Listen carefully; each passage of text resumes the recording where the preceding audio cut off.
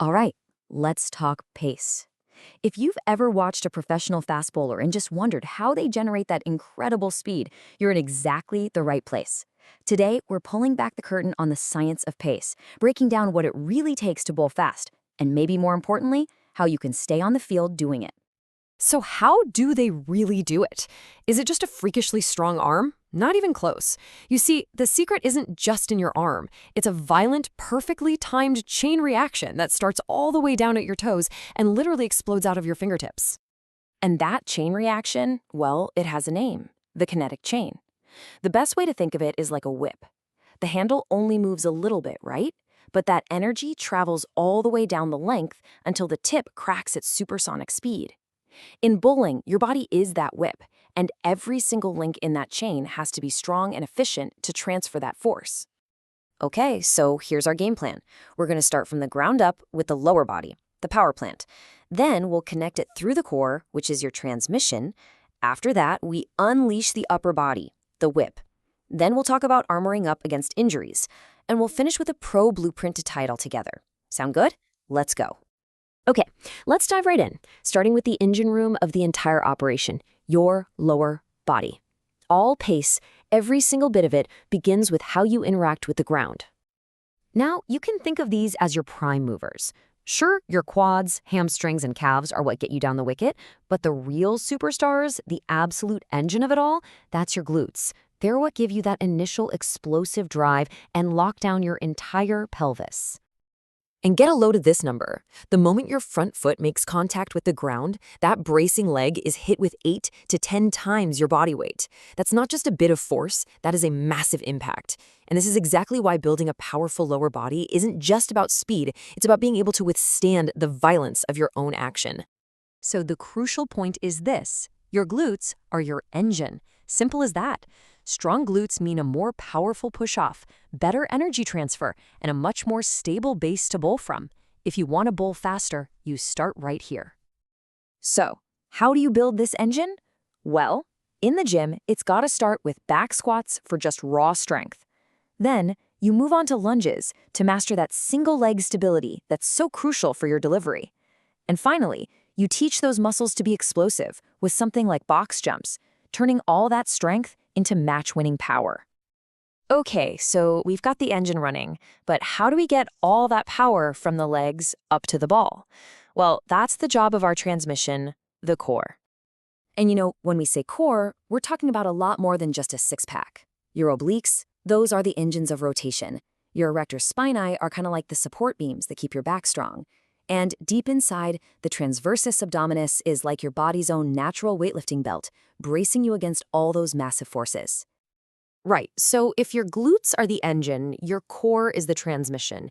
Its whole job is to take that linear drive from your run-up and violently convert it into rotational speed or torque.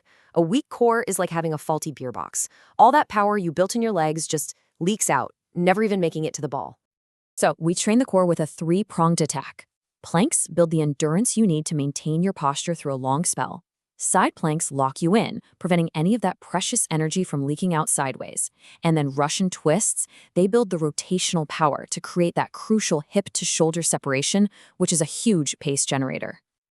Now for the grand finale of the kinetic chain. All that force we generated from the ground up, transfer through the core, it's all about to be unleashed through the arm in one final explosive whipping action.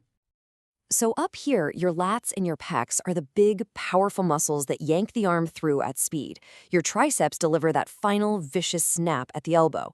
And then there are the unsung heroes, your rotator cuff, a small group of muscles just working overtime to keep your shoulder in its socket.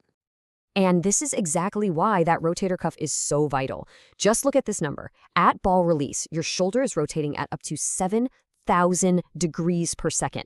Let that sink in for a moment. It is one of the fastest movements the human body is capable of, and it puts an absolutely insane amount of stress on that shoulder joint. To build an upper body that's both powerful and resilient, pull-ups are king for developing those big lat muscles. Landmine presses are fantastic because they train shoulder power in a rotational pattern that's really similar to bowling.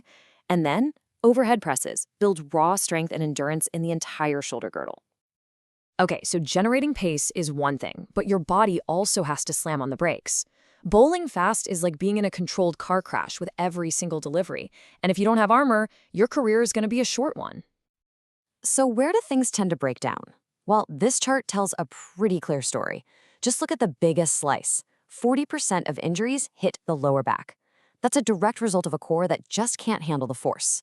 And no surprise, you see shoulders, knees, and ankles right behind it. So how do we prevent this? We have to understand the two jobs a muscle has. A concentric contraction accelerates a limb. That's your gas pedal. But the eccentric contraction, that's the brake pedal. That's your muscle lengthening under load to slow things down. And having strong brakes is the key to not crashing. And this right here is the most critical brake in your entire body.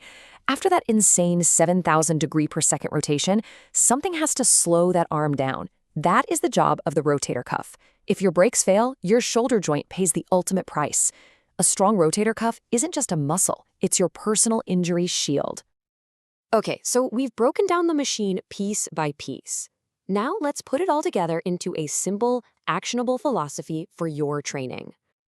Your plan really has 3 clear phases. First, you have to build a foundation of pure strength. You can't fire a cannon from a canoe, right? Second, you convert that strength into explosive power using things like plyometrics. And finally, you weave in stability and injury prevention work, really focusing on those crucial eccentric movements and core control. Always, always remember this. The hard yard you put in lifting weights, jumping on boxes, holding planks, that's what gives you the physical capacity to bowl fast.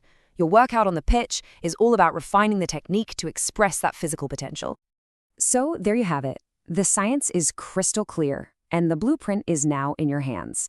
Just remember, the kinetic chain is only as strong as its weakest link. You now know exactly where to find those weak links and how to forge them into steel. So the only question left is, are you ready to get to work?